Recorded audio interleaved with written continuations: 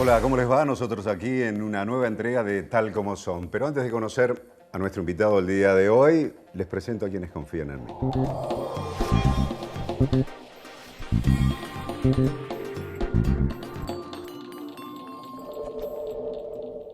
El plan Detectar está llegando a cada barrio de la ciudad. Estamos haciendo una búsqueda activa de nuevos casos para identificarlos y resguardarlos. Así, estamos anticipándonos y cortando la cadena de contagio. Cuidarte es cuidarnos. Buenos Aires, Ciudad.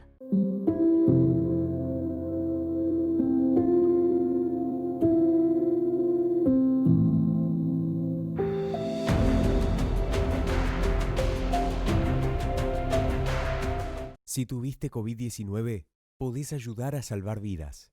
Dona tu plasma. Legislatura de la Ciudad Autónoma de Buenos Aires.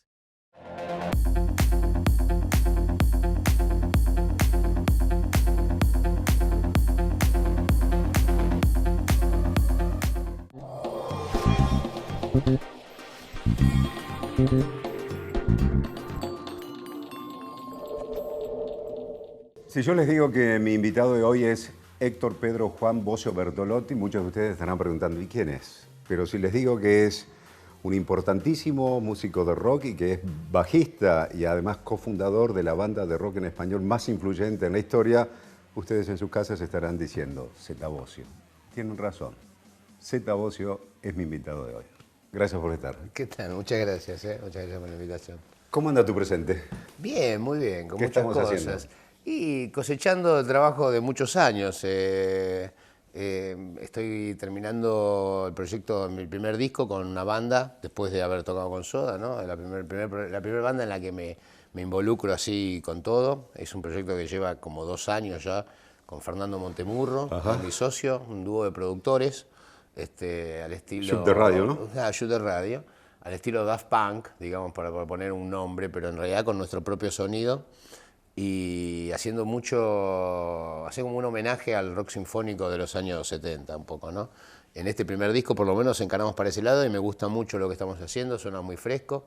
Después estoy presentando la biografía, que es un trabajo de 4 años, así que imagínate que también empezamos hace mucho tiempo atrás, pero bueno, llegamos al final, al momento en que había que entregarla, ¿no? El final nunca se llega, me parece. Claro. ¿No? Y la editorial que te dice, vamos a entregar, Sí, ¿no? sí, me convencieron con esto de que después iba a haber ediciones posteriores y uno iba a poder correr. Claro. pero en realidad cuando uno cierra, ¿viste?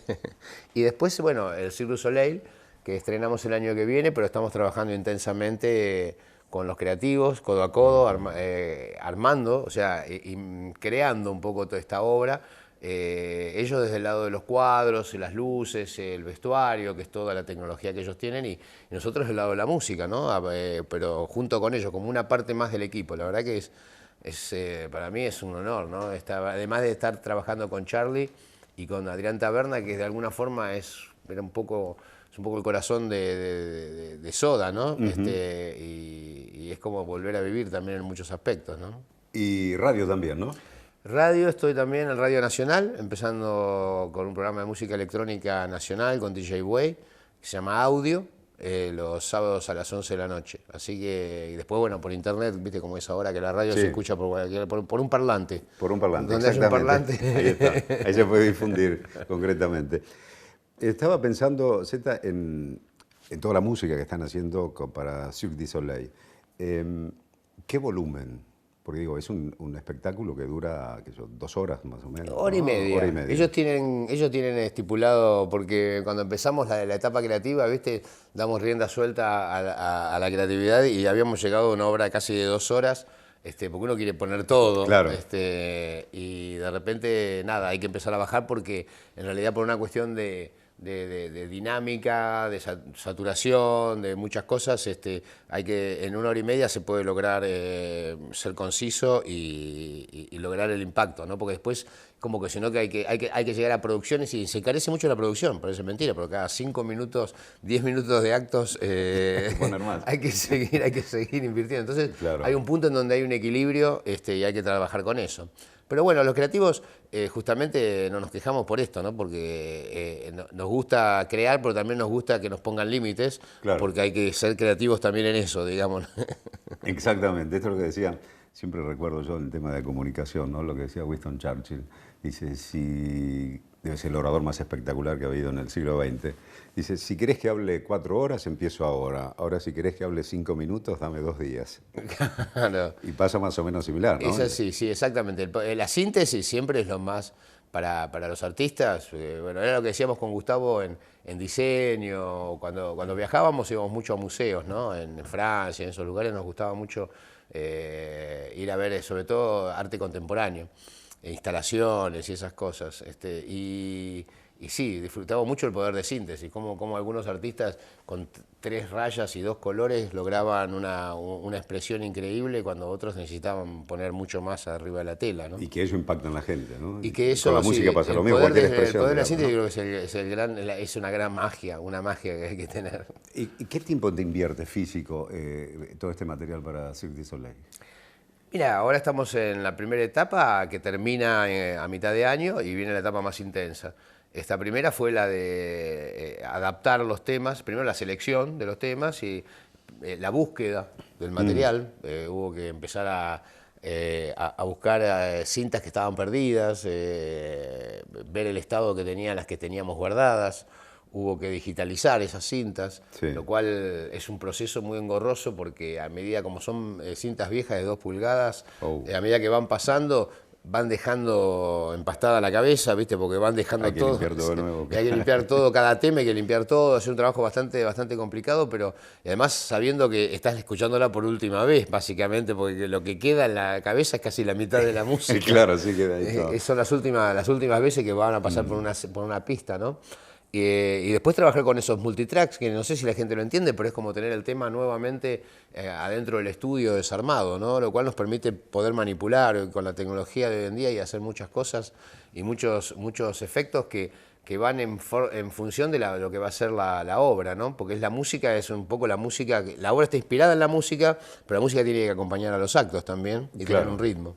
¿Y eso cómo lo logran ustedes? ¿Ustedes ven o saben lo que va a haber en la expresión en arte, exactamente. desplazamiento allí? Y dicen, bueno, Trabajamos con un timeline, que es como una especie de video donde te va marcando el tiempo y escrito, y a medida que van elaborando más, van apareciendo imágenes ya. se van entregando más data. Se van entregando más data y uno puede imaginar un poco más.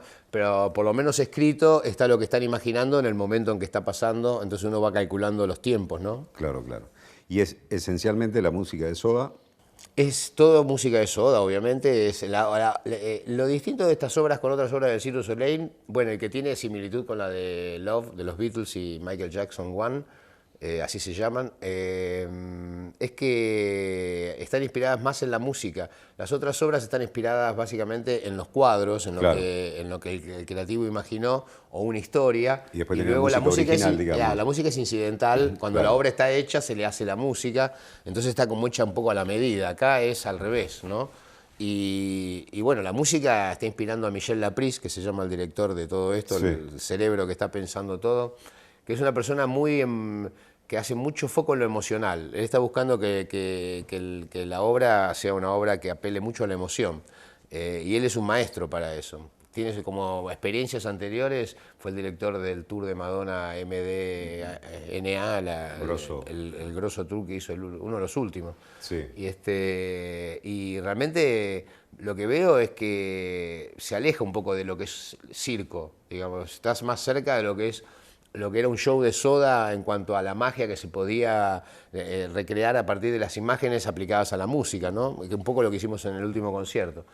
Creo que hay muchas técnicas que no son las técnicas circenses de acrobacias y de tratar de sorprender a la gente con cosas que son mucho más artísticas, ¿no?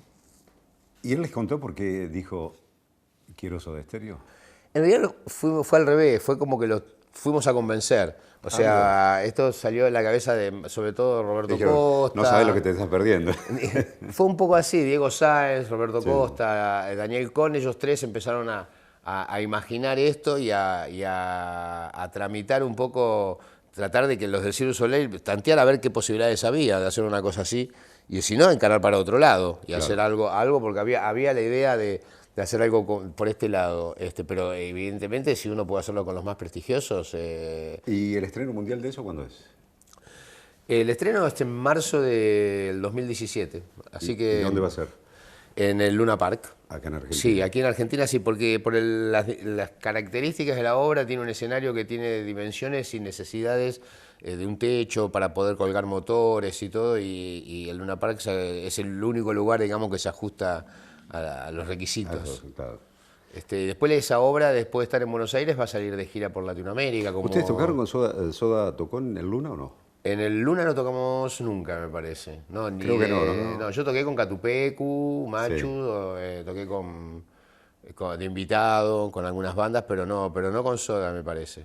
Saltaron a los grandes estadios ustedes. Nosotros tuvimos, o los teatros, que era algo muy lindo de la calle Corrientes, Sí, en la época de... el Gran Rex, que se podían hacer lindas puestas y de alguna forma no tenías la necesidad de la gran escala, ¿no? Porque a veces, sobre todo cuando la tecnología era muy media... Acá en Argentina siempre estuvimos un poco a la saga, nunca Totalmente, sí, veníamos medio nunca retrasados. estuvimos en con la todo. punta. Sí.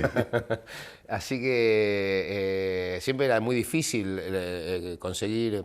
Nosotros tuvimos muchos sueños que fuimos cumpliendo en cuanto a expectativa de qué show queríamos montar y queríamos llevarlo al interior, queríamos llevarlo a otros países y a veces nos costaba, íbamos a tocar a Rosario o a Córdoba y no podíamos poner el mismo escenario que habíamos usado en Buenos Aires porque era imposible de transportar y de montar, se hacía demasiado Costoso. Digamos. costoso. Ajá. Entonces, pero con el tiempo fuimos encontrando la solución a eso y haciéndolo también. Empezamos a diseñar algunas cosas que salían del mismo interior de la banda, ¿no? Había unos plafones largos que eran como unos tubos de tela que les poníamos Sí. luces adentro, que con eso armábamos escenografía y lo pudimos llevar de gira. Pero ¿Participaban ustedes de la escenografía, digamos? Sí, del sí. diseño? Participamos mucho del proceso creativo en general y de lo que eran las correcciones, porque las luces se salía con una idea de luces, pero después filmábamos todos los shows y nos juntábamos a jugar a la Nintendo y a verlos en los tiempos muertos, que había Sí. muchos en la gira. Y ahí nos poníamos a ver, mientras dos jugaban, hacíamos fútbol generalmente, entonces éramos un mundial, ¿no? Hacíamos Claro. un equipo cada uno y jugábamos mundiales. Entonces cuando no te tocaba jugar, te ponías a ver ahí con el iluminador y ibas viendo cómo se veían las luces y ibas corrigiendo algunas cosas. Mira, acá estás repitiendo lo mismo que hiciste hace 2 temas atrás. Bueno, pero bueno, busquemos otro recurso o generemos un poco más de misterio acá como para contrastar con otra situación Y además después. la situación de ustedes, la posición de ustedes en el escenario que no nos molestara tampoco, ¿no? O sea, Además, sí, los sectores, cómo queríamos que estuviera iluminado, ¿no? Interveníamos mucho en todo, éramos como un colectivo artístico, ¿no? Porque quizás desde los comienzos ¿Y en la vestimenta de ustedes también? veníamos de la facultad de El Salvador, ¿viste? De Comunicación Social, Sí. con Gustavo haciendo muchos ejercicios de trabajos prácticos. Además, con Alfredo habíamos hecho cine, por otro lado, así que también teníamos grupo de cine y hacíamos trabajos prácticos de cine. Y cuando empezamos con la banda, todo eso era parte de lo nuestro. Cuando nos juntábamos y nos hacíamos fotos nosotros, nos hacíamos la ropa.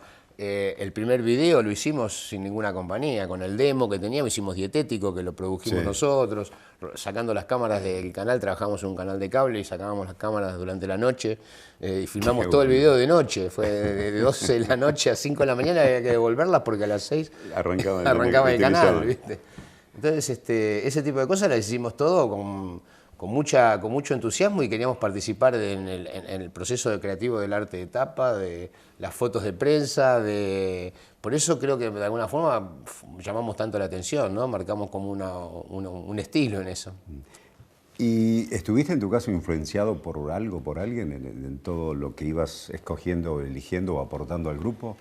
Sí, bueno, lo influenciábamos primero por lo que veíamos, lo poco que se podía, porque eran fotos, no había muchos videos de lo que veíamos de la... Ahora veo canales de cable, ¿viste? Veo todos los videos de aquella época y los puedo ver, antes no los veía, era imposible verlo, ¿no? De New Totalmente. Order o de esas bandas, ahora te las pasan, ¿viste? Tenés opción para ver Tenés opción lo que para ver, quieras. y ¿sí? YouTube ni hablar. Cuando apareció YouTube me quedaba horas mirando todos los videos que no había podido ver en mi juventud, de bandas que sabías que existían, pero veías una foto nada más, y con esa foto sacabas, o con los pocos fotogramas que podías tener, sacabas la idea de lo que querías hacer, ¿no?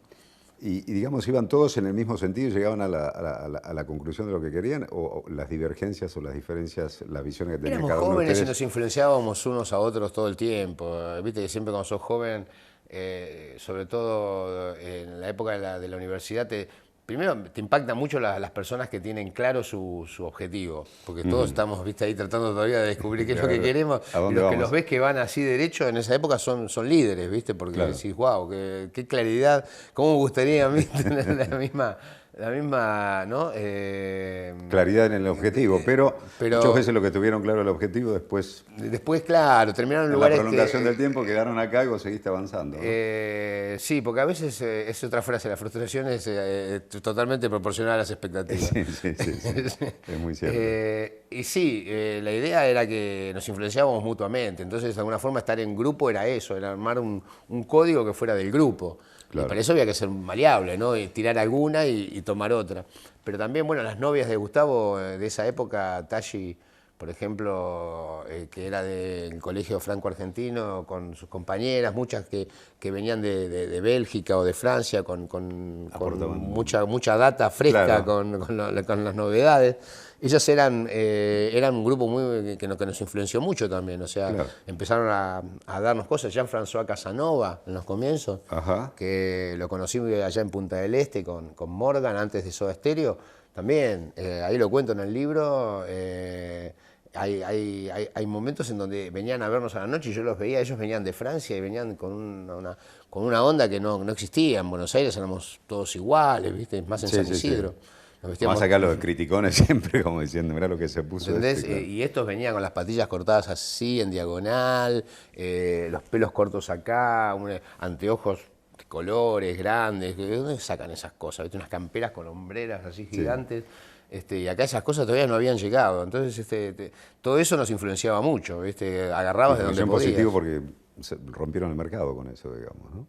Y llamamos mucho la atención. Y no fue siempre lo mismo, porque fíjate que en el primer disco tuvimos una propuesta que pasó a oscurecerse en nada personal. En el segundo disco nos Sí. oscurecimos todo mucho más y andamos todos más negros y blanco y negro las fotos, ¿viste?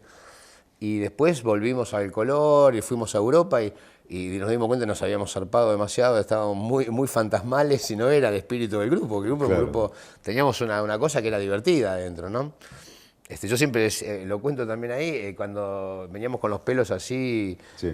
todos embadurnados para tenerlos largos, estábamos en el Caribe, en Acapulco, y nos queríamos tirar al agua y te metías hasta acá porque en donde Había que, en claro. donde hundías la cabeza era una espuma gigante y lo que salía era una cosa Claro. nada que ver con lo que entró. Impresentable, claro, totalmente. ¿Y se sintieron algunas veces como productos del mercado, se manejaron en forma independiente y ustedes impusieron en ese mercado su tendencia, con sus decisiones? Mira, fuimos muy rebeldes, jamás creo que veníamos con un espíritu que habíamos tomado de los Beatles, de ser libres y de ir para el lado que quisieran en lo musical y llamándolo a lo mejor evolución a eso, pero no sé si es necesariamente una evolución, Claro. pero sí, yo creo que a la medida que íbamos ganando seguridad nos tirábamos a hacer cosas más arriesgadas. Nunca nos conformamos con un formato que teóricamente era exitoso ya, porque el primer disco, segundo, tercer disco ya teníamos un resonante éxito en toda la América Latina y Ya tenían podíamos voz propia, habernos digamos, quedado claro. ahí y el grupo era eso, ¿no? Y sin embargo fuimos en busca de otro sonido en doble vida y tratando de internacionalizarlo un poco más y bucear un poco entre lo que podíamos hacer. ¿Y ustedes son conscientes de la influencia que tuvieron en el rock español? Sí. Sobre todo me parece que hemos dignificado un estilo de rock que no es el rock cuadrado, el rock es un rock más directo, un poco más fino, que tiene algo, creo que tiene mucho sabor local. Porque nosotros jodíamos, pero las letras de Soda se pueden cantar como tangos casi todas, porque están hechas en Buenos Aires y se nota en el fondo, a pesar que los ritmos cambien y alguno de la vestimenta, de todo eso cambie, La esencia de esa música que la esencia hacen de la es música es de acá, es música de la llanura y del puerto, ¿no? Y sacando a Argentina, ¿dónde consiguieron más fanáticos o donde pegaron más de todos los países donde tocaron?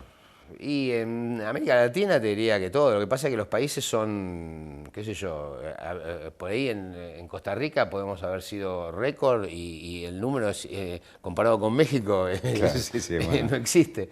pero hemos sido, sí, suceso en casi todos los países que hemos visitado, siempre como si fuéramos... Me refería realmente... por ahí no tanto al volumen de gente que pudieron recitar, tiene que ver también con la cuestión demográfica de cada país, sino digo la intensidad de ese feedback con el público.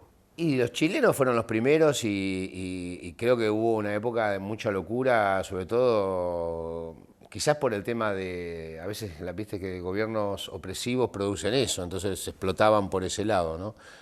Colombia, por una cuestión de carácter y de efusividad y de cómo es el colombiano, que es una persona muy divertida y muy alegre, creo que también siempre han dado la nota como público, nos han sorprendido ellos a nosotros, estando ahí, cuando nosotros se suponía que teníamos que sorprenderlos a ellos. Y bueno, nada, y México, por lo que te decía, porque primero es enorme, es inagotable y parece un continente. O sea, empezás a ir a ciudades y a pueblos y a ciudades y en todos lados es muchísima gente. Ustedes tocaron en Viña del Mar también, ¿no? En Viña del Mar fue... ¿Viste el público complicadito ahí de Viña? El monstruo ese complicadito. El público no tanto, los periodistas, ahí hay un conglomerado. Aparte del periodista, yo se los digo esto a ellos porque tengo mucha confianza. Con los chilenos sobre todo, hay gente que tengo, hay pueblos, países con los que tengo culturas, con los que tengo mucha más relación posterior a Soda que casi que la que tuve con Soda, como pasa el caso de Chile o Paraguay, ¿no? Porque estuviste tocando la ley también, un tipo. Sí, además en Chile yo hice programas de televisión y como DJ voy 3 veces por año, 4 veces por año, es como casi tengo una familia allá en Chile. ¿Y qué es lo que le decís Estamos hablando del público de Viña del Mar? A los chilenos, los periodistas, porque conozco a varios de ahí de La Tercera, de Mercurio, le digo que son sensacionalistas, a ellos les gusta hurgar, derecho al sensacionalismo, porque eso es lo que produce titulares, ¿viste? Y en Viña están todos, ¿viste? Periodistas de espectáculos buscando a ver dónde se equivocó dónde está el error del otro, y entonces, bueno, nada, eso era una presión, ¿viste? Porque en donde no estábamos acostumbrados y donde nos movíamos medio raro, salía en todos lados así agigantado, ¿viste? Nos dieron la antorcha de plata o de oro, no me acuerdo, de plata. Era creo que la gaviota de oro sí. Y la lira de plata, una cosa bueno, así. Esto puede ser mal, esto va a ser mal tomado también. El asunto es que el premio lo recibimos muy emocionados, porque me lo dio el público aparte, fue por el paso público. Lo apoyó Gustavo en el equipo, tocamos otro tema, nos fuimos al escenario y se lo olvidó arriba del equipo, ¿viste? El premio, ahí estaba la foto del equipo con el premio abandonado, ¿entendés? No fue abandonado. Claro, le dieron carne al león ahí. Entonces esas cosas, ¿viste? Bueno, y además, bueno, se te metían en el hotel, ahí empezamos a vivir una locura que no nos dejó. Tuvimos un mes de gira por Chile y en todo el mes no pudimos casi bajar al lobby. Una cosa, y si tenías que salir para ir a tocar o hacer alguna entrevista en televisión o alguna cosa de prensa, salíamos por la cocina. Siempre camuflados. Subíamos a un camión de lavandería, ¿entendés? Con la ropa de todo el mundo sucia ahí adentro del camión, ¿entendés? Entre los tachos, nos sentábamos en el camión de lavandería, salíamos, íbamos 4 cuadras y nos pasábamos a la combi o lo que fuera. ¿Y eso te llegó a molestar o en el fondo te gustaba? No, a esa edad, imagínate que era muy divertido, estaba con mis amigos, con mi compañero de la facultad, básicamente, porque estaba Alfredo, estaba Gustavo y toda la gente que se iba sumando eran todos buena onda. Jamás, te digo, Soda se fue armando una familia que siempre fuimos incorporando gente que vino por amor a lo que estábamos haciendo, que vino a sumar, ¿no? Jamás se nos ocurrió decir, vamos a contratar a este porque es el mejor y me importa el carácter que tenga, ¿viste? No fue nunca un equipo profesional, siempre fue una... Tiene que haber buena onda, en definitiva. Tenía que haber una familia, más que por eso digo, no era un grupo de trabajo. Y la separación de Soda, ¿es un acuerdo entre los tres? ¿Es algo que surgió y los tres lo tomaron como que tenía que suceder? Mirá, yo creo que se llegó al límite de lo que podíamos llevar disfrutando, de lo que podíamos hacer disfrutando. Ya en los últimos tiempos eran constantes, en las decisiones y en las reuniones no había la unidad de pensamiento que teníamos al principio, entonces ya corríamos riesgos se estaba desmembrando. Gustavo lo que hizo fue quizás tomar la decisión así un poco unipersonalmente, Sí. en un punto, pero bueno, nada, de alguna forma... ¿Vos ya lo veías venir? Sí, era algo que se estaba charlando. Más allá de que tuviéramos problemas y todo, yo le ponía lo mejor para tratar de solucionarlos y seguir adelante, pero bueno, yo veía un futuro, pero si uno no lo ve es muy difícil. Si uno no quiere, dos no pueden decir, y si ese uno es Gustavo, hubiera sido cualquiera Sí. de los otros dos, hubiera pasado lo mismo. Yo creo que hubiera sido muy difícil seguir. Si hubiese sido Charlie también hubiese disuelto la banda. Así que, nada, yo creo que los ciclos fueron esos. Creo que hicimos muy buenas cosas en el medio y que llegamos hasta donde podíamos hacer buenas cosas. Y cuando nos volvimos a juntar, así nos lo planteamos y dijimos, bueno, vamos a tratar de superar lo que hicimos hasta acá, ese es el objetivo, a ponerle toda la garra a eso y bueno, también pudimos cumplirlo. Así que nada, hicimos las cosas como las sentíamos, no como nos convenía. Se nos acabó el tiempo por hoy, pero seguimos en el próximo Tal Como Son. Cuando quieras, tengo más historias. Muchísimas gracias por estar allí. Nos veremos con Zeta Bosio en el próximo Tal Como Son.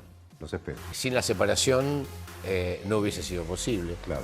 Una frase que decíamos mucho, si nosotros hubiéramos seguido todos estos años tocando, no sé si estábamos en este punto ahora. Exactamente. Porque cuando sos algo más cotidiano, más el Totalmente. argentino, ¿viste? Totalmente.